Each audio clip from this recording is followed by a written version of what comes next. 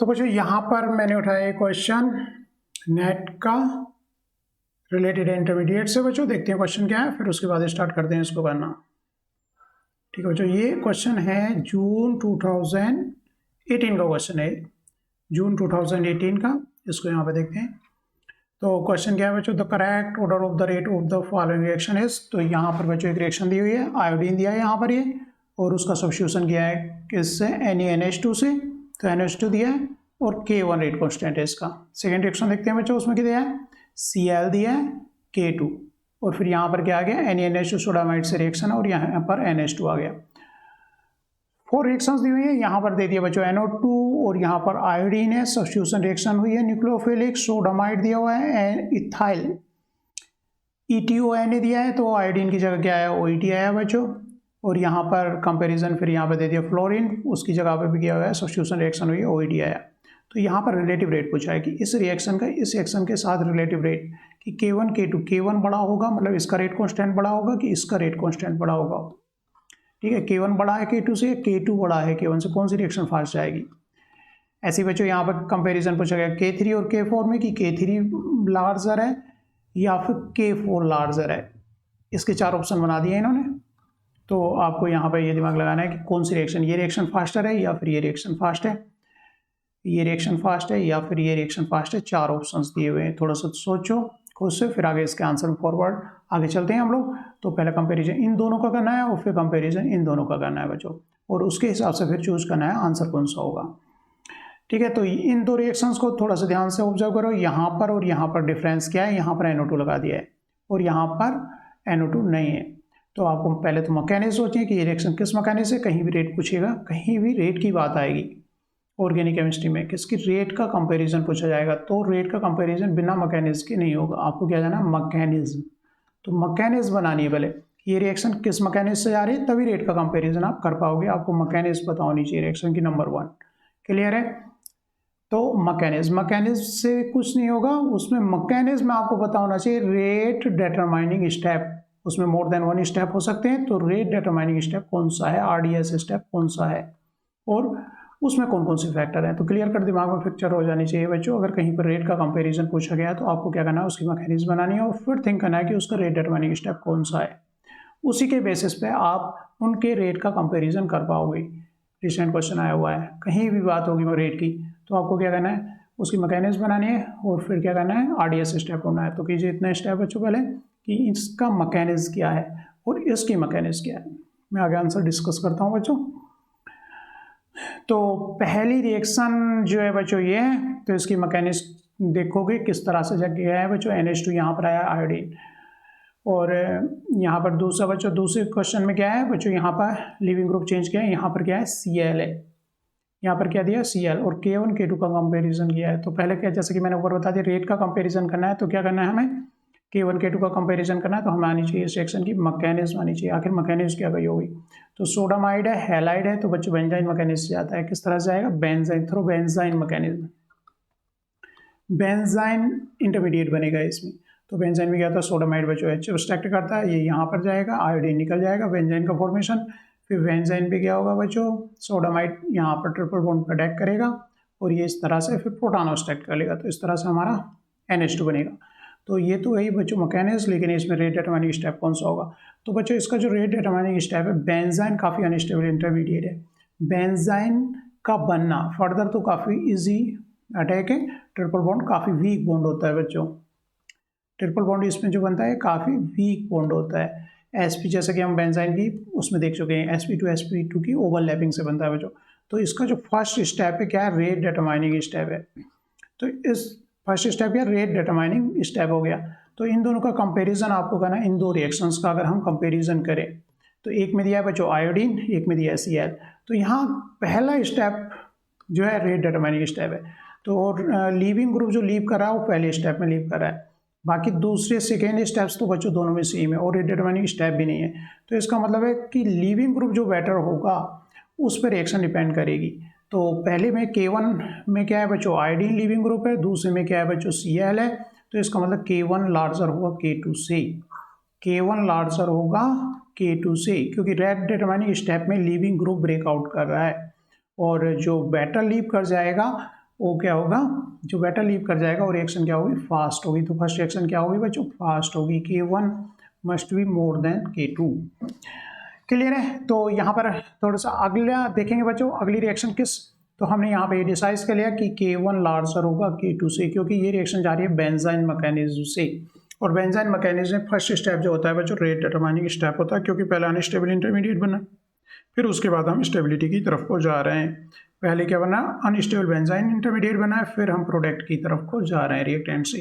तो ये जो स्टेप होगा फर्स्ट स्टेप, यहाँ ट्रांजिशन स्टेट, तो ये जो स्टेप है ये कैसा है, RDS स्टेप है। फिर तो क्लियर कट है। तो यहाँ पर लिविंग ग्रुप डिफरेंट थे, है ना, तो उसकी वजह से, क्योंकि यहाँ पर क्या थे बच्चों, लिविंग ग्रुप, तो ये वाली reaction iodine, iodine better leaving group है। थोड़ा सा मैं लिविंग ग्रुप के बारे में यहाँ पे बता देता हूँ बच्चों।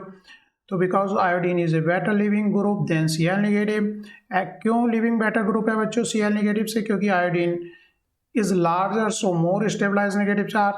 आयोडीन पे और Cl पे कंपैरिजन करोगे तो I पे भी एक नेगेटिव चार्ज है, Cl पर भी एक ही नेगेटिव चार्ज है, लेकिन आयोडीन क्योंकि लार्जर साइज का है Cl के कंपैरिजन में, तो जो इलेक्ट्रॉन होंगे आउटर मोस्ट सेल के वो दूर दूर होंगे, नेगेटिव नेगेटिव चार्ज दूर दूर होंगे, तो लेस रिपेल करेंगे, इलेक्ट्रॉन डेंसिटी क्या होगी, लेस होगी, तो मोर स्टेबलाइज हो रहा होगा लार्जर साइज का होने की वजह से।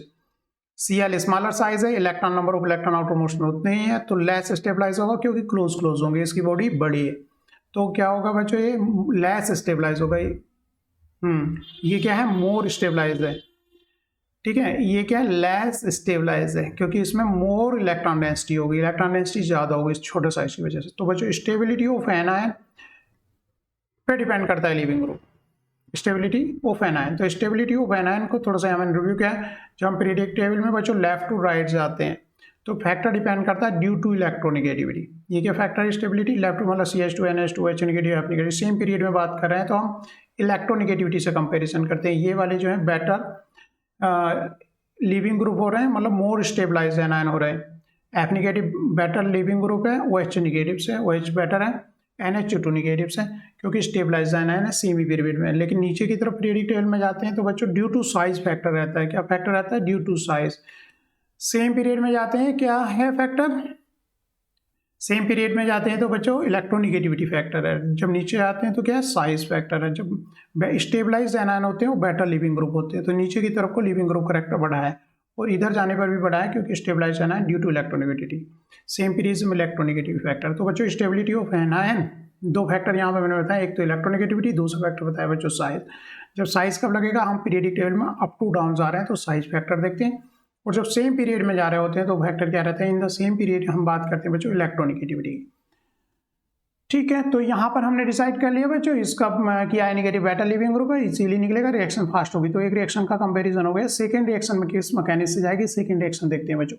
इन दोनों रिएक्शंस में केवल डिफरेंस किसका है, यहाँ पर खाली आयोडीन है तो बेंजाइन मैकेनिज्म से गई। क्या ये रिएक्शन किस तरह से जाएगी, जब यहाँ पर क्या लगा हुआ है, NO2 ग्रुप लगा हुआ है, तो रिएक्शन की मैकेनिज्म चेंज हो गई। यहाँ पर थ्रो बेंजाइन मैकेनिज्म गई है, लेकिन ये थ्रो बेंजाइन नहीं, जब NO2 लग गया यहाँ पर, तो बच्चों ये NO2 लगने से क्या हो जाता है, इलेक्ट्रॉन डेंसिटी कम हो जाती है, फिर ये मैकेनिज्म जो जा रही है एडिशन एलिमिनेशन।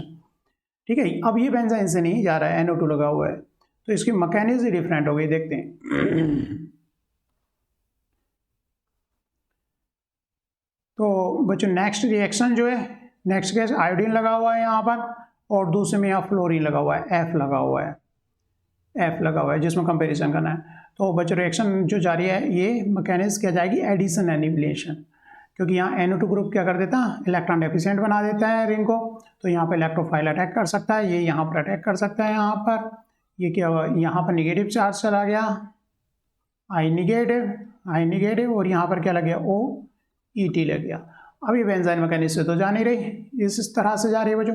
नेक्स्ट स्टेप में क्या हो रहा है, नेक्स्ट स्टेप में बच्चों ये यहाँ आ रहा है तो आयोडीन को पुश करके निकाल दे रहा है, इस तरह से OET, फिर से एरोमेटाइजेशन स्टेप है। तो इसमें भी फर्स्ट स्टेप ही रेट डिटरमाइनिंग स्टेप है। ठीक है, तो यहाँ पर डिफरेंस क्या था बच्चों, सेकेंड में F लगा हुआ है, तो यहाँ पर एक पे आयोडीन लगा है, दूसरे पे F लगा है, लेकिन आयोडीन तो बेटर लिविंग ग्रुप है F से, लेकिन ये यहाँ पर मायने नहीं रख रहा है कि बेटर लिविंग ग्रुप वाली रिएक्शन जो भी फास्टर होगी, ये मायने नहीं रख रहा है। इसको मैं क्रॉस कर रहा हूँ, रीज़न क्या है, आयोडीन आप निकल रहा है या एफ निकल रहा है, कौन से स्टेप में निकल रहा है बच्चों, सेकेंड स्टेप में निकल रहा है, लेकिन सेकेंड स्टेप तो रेट डिटरमाइनिंग स्टेप नहीं है, तो कौन सा बेटर लिविंग ग्रुप है ये मायने नहीं रखेगा, क्योंकि आरडीएस क्या है बच्चों, फर्स्ट स्टेप है। फर्स्ट स्टेप में क्या हो रहा है, फर्स्ट स्टेप में केवल न्यूक्लियोफाइल अटैक कर रहा है, न्यूक्लियोफाइल अटैक कर रहा है, तो यहाँ पर केवल रेट को जो डिटरमाइन करेगा फर्स्ट स्टेप करेगा, सेकेंड स्टेप नहीं। तो ये आई निगेटिव एफ निगेटिव इस पर डिपेंड नहीं कर रही रिएक्शन, बल्कि किस पर डिपेंड कर रही है बच्चों, कि कितना स्टेबलाइज्ड ये एनायन है। तो एफ यहाँ पर लगाया है जिस रिएक्शन में, एफ क्या है, मोर इलेक्ट्रोनिगेटिव एटम है, तो ज़्यादा स्टेबलाइज करेगा एनायन को, क्योंकि एफ मोर इलेक्ट्रोनिगेटिव है। तो कुल मिलाकर रिएक्शन कौन सी फास्ट हुई, यहाँ पर एफ वाली रिएक्शन फास्ट हुई। कहने का मतलब यहाँ पर बच्चों K4 बेटर हो गया K3 से। इंपॉर्टेंट बात, यहाँ आयोडीन का फैक्टर नहीं रहा, एफ नहीं रहा, क्योंकि रेट डिटरमाइनिंग स्टेप में आई नहीं निकल रहा, नेक्स्ट स्टेप में निकल रहा है, सेकेंड स्टेप सेकेंड में निकल रहा है, स्टेप सेकेंड में निकल रहा है। तो मैकेनिज्म चेंज हो गई है NO2 के लगने से। तो बच्चों कौन सा ऑप्शन हो गया, ऊपर देखते हैं हम। तो K4 बड़ा हो गया K3 से, तो हमारा आंसर जो है बच्चों इसमें कौन सा आया, आंसर आया बच्चों फर्स्ट में क्या डिसाइड, क्या लिविंग ग्रुप बेटर डिसाइड कर रहा है, तो K1 better I negative leaving group है, लेकिन ये बेटर है क्योंकि एफ निगेटिव जो इंटरमीडिएट एनायन है वो स्टेबलाइज बेटर हो रहा है, तो इसलिए K4 बेटर होगा K3 से। इंपॉर्टेंट पॉइंट, खाली ऐसे नहीं जंप करके कुछ भी करना है कि आई बेटर लिविंग ग्रुप है, नहीं, आपको देखना है, क्या देखना है बच्चों, मैंने बताया कि इसको क्वेश्चन को डील करने के लिए पहले आपको कहीं रेट का कंपेरिजन करना है, तो आपको क्या करना है, मैकेनिज्म बनानी है, उसमें देखना रेट डिटरमाइनिंग स्टेप कौन सा है और उसमें फैक्टर्स देखने हैं, तभी क्वेश्चन सही होगा। जैसे कि हमने यहाँ पे इस क्वेश्चन को देखा है, तो केयरफुली इस तरह के क्वेश्चंस को डील करना है। Thank you.